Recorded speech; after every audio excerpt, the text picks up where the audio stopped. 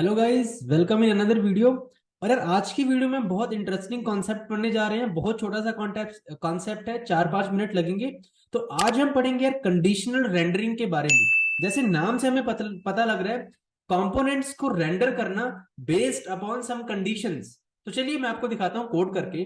Let us suppose यार, मैं simple सा एक यहाँ पे कार्ड से पहले एक सिंपल सा मैं हेडिंग दिखा रहा हूं, यू कैन ड्राइव। तो अब मुझे इसका आउटपुट देखो यहाँ पे मिल रहा है, ऐसे सिंपल एक हेडिंग मुझे मिल रही है, देखो।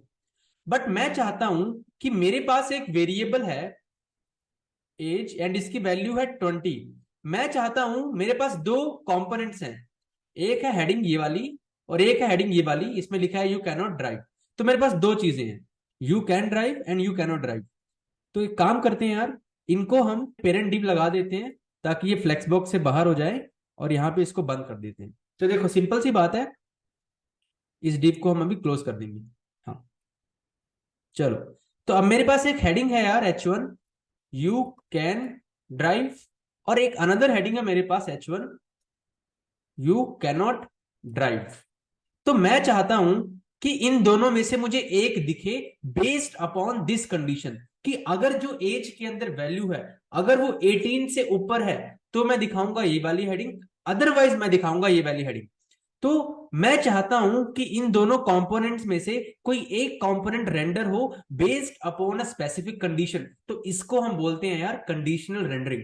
तो हमने क्या पढ़ा था कि हम कंपोनेंट्स को वेरिएबल में स्टोर करा सकते हैं। लेट अस सपोज मैंने बोला फर्स्ट, इसमें मैंने ये वाली हेडिंग को स्टोर करा दिया, और मैंने बोला वेरिएबल सेकंड, और इसमें मैंने ये वाली हेडिंग को स्टोर करा दिया।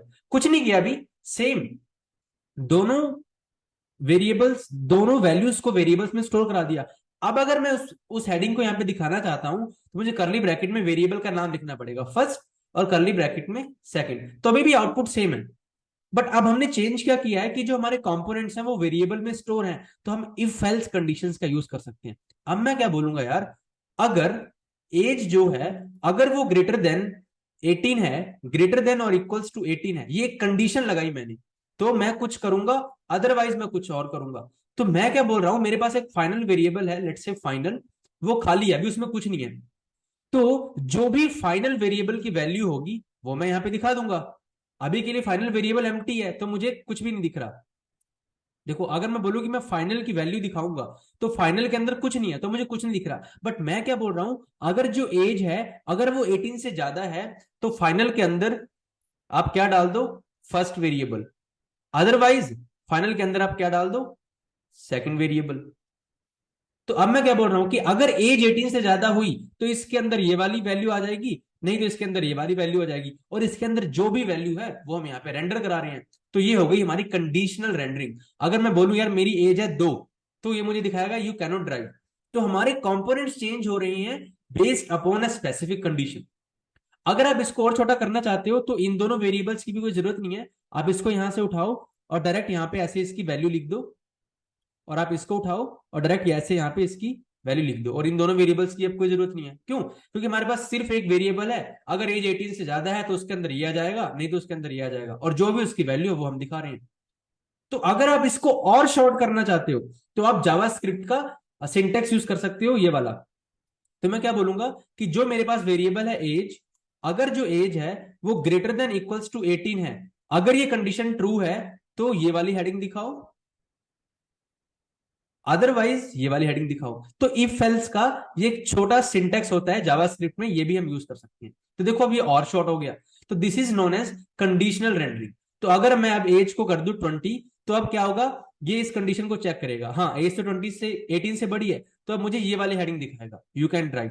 बट अगर मैं एज को कर दूं 2, तो अब ये इस कंडीशन को चेक करेगा, क्या ये ट्रू है, नहीं, तो कॉलन के बाद जो होगा अब ये मुझे ये दिखाएगा। सो सी, सो बस यही है यार कंडीशनल रेंडरिंग, और ये बहुत ज्यादा यूज होने वाला कॉन्सेप्ट है। सो आई होप गाइस आपको कंडीशनल रेंडरिंग क्लियर हो गया होगा कि ये छोटा सा कॉन्सेप्ट क्या है, और ये बहुत ज्यादा इंपॉर्टेंट है क्योंकि इसका बहुत ज्यादा यूज होता है प्रैक्टिकल वे में। और आने वाली क्लासेस में हम कंडीशनल रेंडरिंग को बहुत ज्यादा यूज करने वाले हैं। तो आज के लिए इतना ही, मिलते हैं नेक्स्ट वीडियो में। Make sure you subscribe the channel and hit the like button.